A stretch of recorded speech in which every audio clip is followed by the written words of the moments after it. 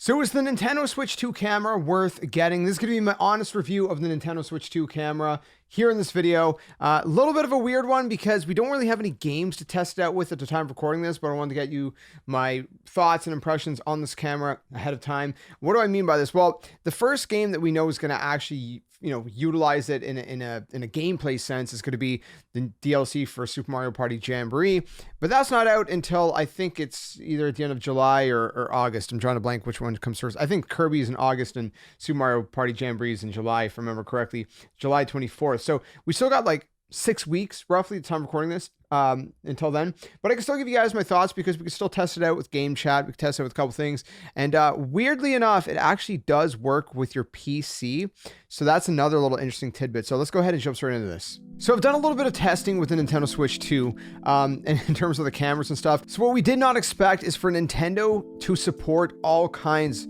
of third-party cameras on the Nintendo Switch 2. So I have this old Logitech C920 webcam. It's a 1080p camera, and it's a USB-A connection on top of that. Some people were saying, oh, well, you can use other third-party, webcams if they're USB-C. No, you can use it if it's USB-A. The only difference is that you got to plug this into the dock, whereas if it's USB-C, you plug it directly on top into the Switch 2 console itself. So this works. I've done a whole video on that. I'm not going to go deep into this video, on that. I'll link it down in the description below if you guys want to, see all that kind of, nitty-gritty stuff, the more details. But essentially, this works. And so then the question is, why even get the Nintendo Switch 2 camera in the first place? Well, there's a couple different things. Number one, this camera, for example, is not a wide camera lens. The Nintendo Switch 2 camera is a wide camera lens. So, for example, in my current setup, and I'm not going to show you my whole setup because I don't want to expose my room. It's a little messy right now. But essentially, kind of going this way on this wall, I have a couch there. And sometimes, the family kind of hangs out down here, my wife, the kids, whatever. And I'm kind of sitting here and we have a TV behind the camera where you guys are at.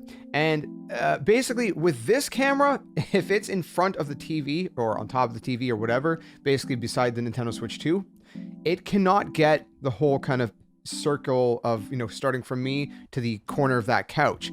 With the Nintendo Switch 2 camera, because it's a wide lens, it can get that and then some.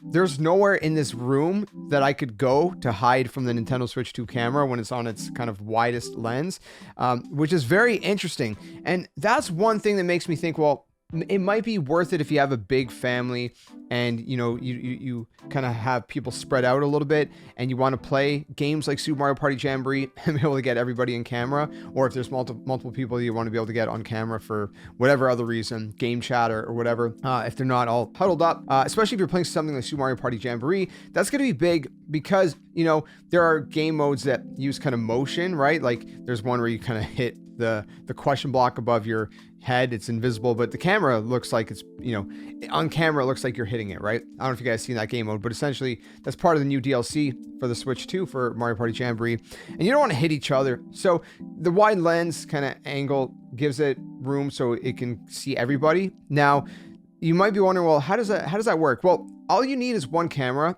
and the software part of the Nintendo Switch 2 is able to track a bunch of, multiple different faces, essentially, and kind of cut them out.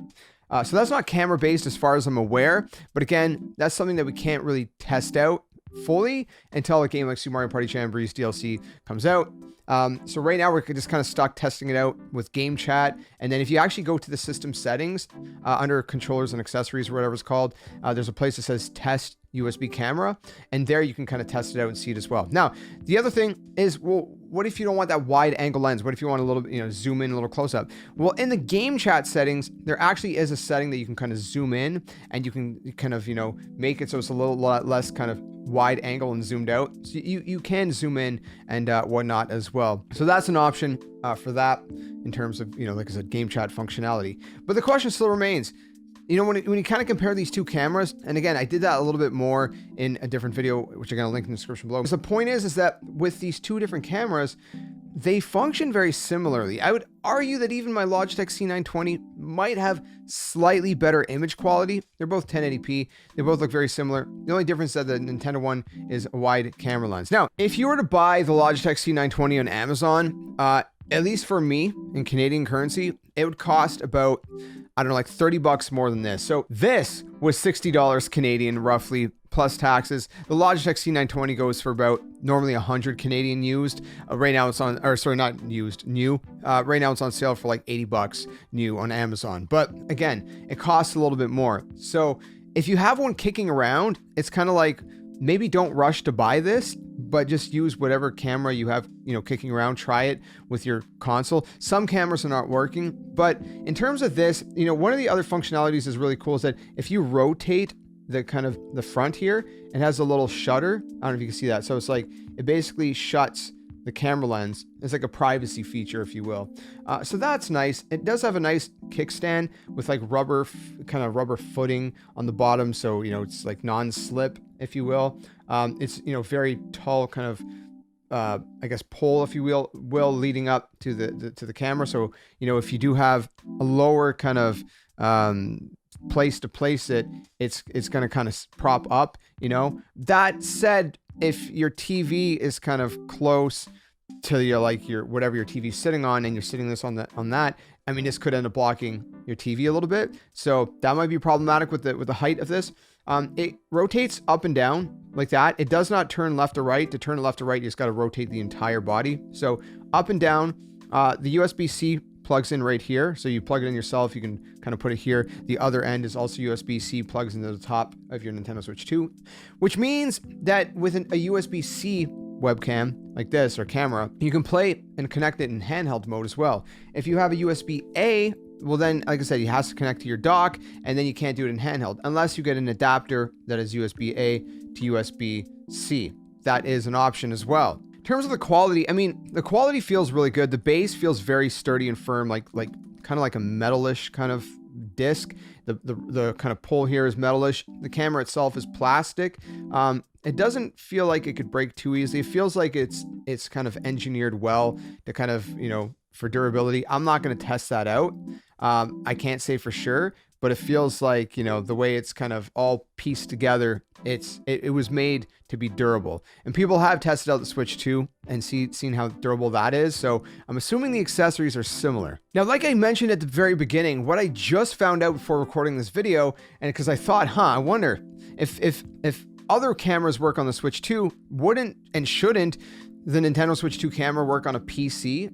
And sure enough, it does. You plug it in. My PC, Windows 11, found the driver automatically. It just installed, I guess, a driver. It registered as Nintendo Switch camera, or Nintendo camera, I think. And this is what it looks like plugged into my PC. I'll turn it on right now. You guys can take a look. Yeah, I'm zoomed in. I kind of like blew up my image just because, again, it's a wide angle shot, and I have no way to zoom it in without blowing up my image. So I basically blew up the image. So maybe that's why I'm losing a little bit of quality. But again, if you kind of see my comparison on the Switch 2, you can see you know what the quality looks like usually without getting the picture blown up. So again, you can use it on, you know, a PC. Is the image quality great? No. And again, basically, if I didn't blow up my picture, my image, you would see like my entire room. It's just like super wide angle, which is kind of cool, like a super kind of fisheye lens and whatnot. But again, that is another, you know, option that you have with it, is that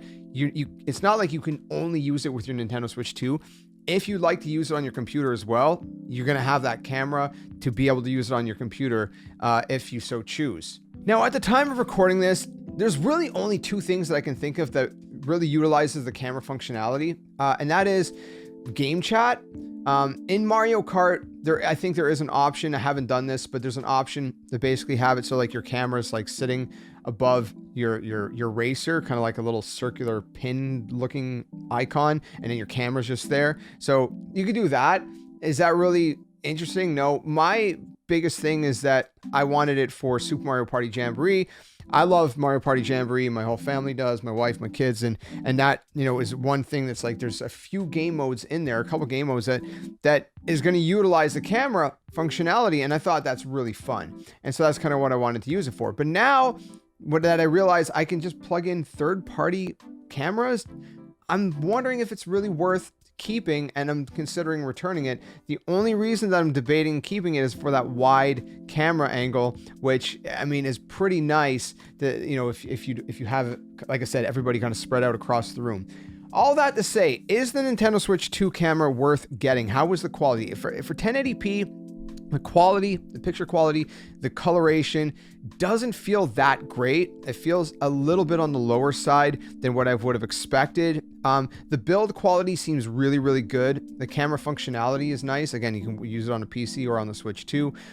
For what it is, it works really well. It's close in image quality to this, but again, it feels like a little bit less, a slightly little bit more kind of, you know, just not as sharp, maybe not, the colors are not as nice. But does that really matter? No, because you're just going to be using it, like I said, for game chat, which is going to be kind of smaller anyways. Or, you know, if you're using it as like those little icons in Mario Kart where it's just like it shows above your head when you're playing with friends. Again, not online. You can only do this with friends. And then in games like Mario Party Jamboree, the question is, will any other games utilize it? Well, there is one other game, which is Nintendo Switch 2 Welcome Tour, which, you know, basically utilizes all the different accessories. So in that sense, like you can use it in one other thing, but will it be used beyond that in the future?